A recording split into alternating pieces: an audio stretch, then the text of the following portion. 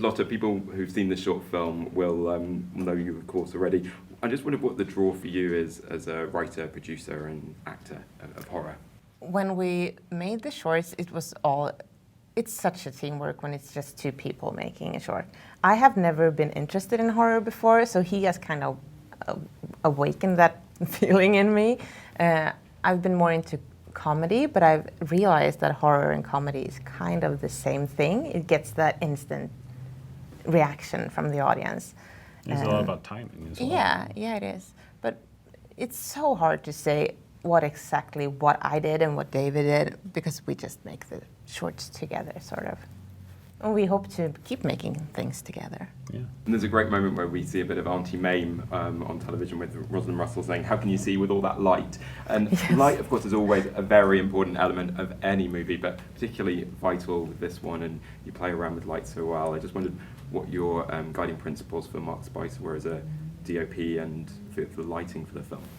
The most important thing was about the lighting in the film was to not have the sort of Hollywood darkness where it's just blue light and you see everything. I wanted real pitch black darkness where any sort of evil could be hiding.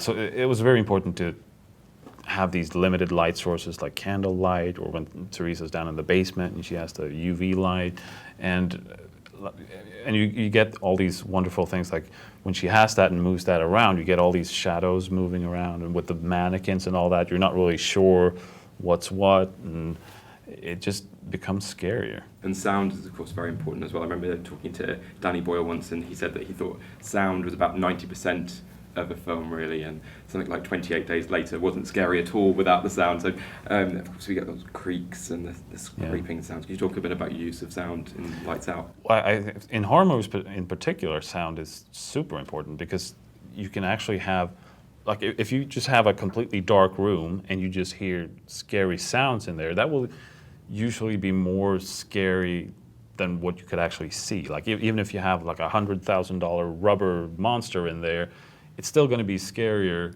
with what you imagine just from hearing what's going on in there. So sound is very important. For the short, we did it just for budget reasons. Like, I needed something to react to, so we added a few footsteps in the hallway, and that's one of the scariest parts of the short. So I think we kind of figured it out through the short film that you can do so much with the sound. Yeah, limitations can many times be an asset, really, and it's good to keep that mindset, even if you actually have some money to make a film. Yeah, and did you feel that was something, that resourcefulness that you could bring with you? Now you do have a bigger budget. Now you had a bigger. Absolutely, yeah. No, even things like the glowing eyes of Diana was something that we didn't want to do CG. So the actress is actually wearing like reflective tape on her eyes, and then next to the camera we have a little light, so you get that sort of hint of glowing eyes, and yeah. And what was the appeal of taking on Annabelle 2, and can you give us a bit of a flavour of what we can expect from that movie? Well, I mean, when we were finishing up Lights Out, New Line and James came to me and asked, "Hey, do you want to direct Annabelle 2?" And I was like, "Of course." I mean, we've had such a great experience in Lights Out, let's keep going. And it's really fun to come into this sort of Conjuring and Annabelle world and be able to sort of put my own spin on it. And I think it's going to be a really scary film. We've only been shooting for 3 weeks so far, but it's some good stuff in there. It looks very good. I've been to set, and it looks really, really good. Yeah. And was there any pressure at all to make this perhaps lead on to a sequel or establish a series, or could you just do it as a standalone movie? Could you treat it as a standalone? Annabelle 2 is sort of a combination, because it is part of this universe, but it's also a very separate story. It's more of a sort of prequel, really. And how about with Lights Out? Sorry.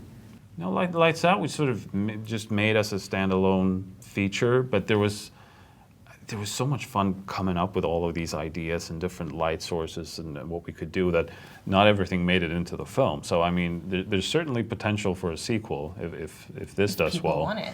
Yeah, because there's a lot more fun we can have with light. No, I certainly do. I wanted more when the film finished. So, David Lotta, thanks very much. Thank you so much. Thank you very much. Ladies and gentlemen, you're watching Hey You Guys! Hey You Guys, huh? Hey You Guys. Is that from the Goonies? It is indeed, yes. Nice. Hey You Guys!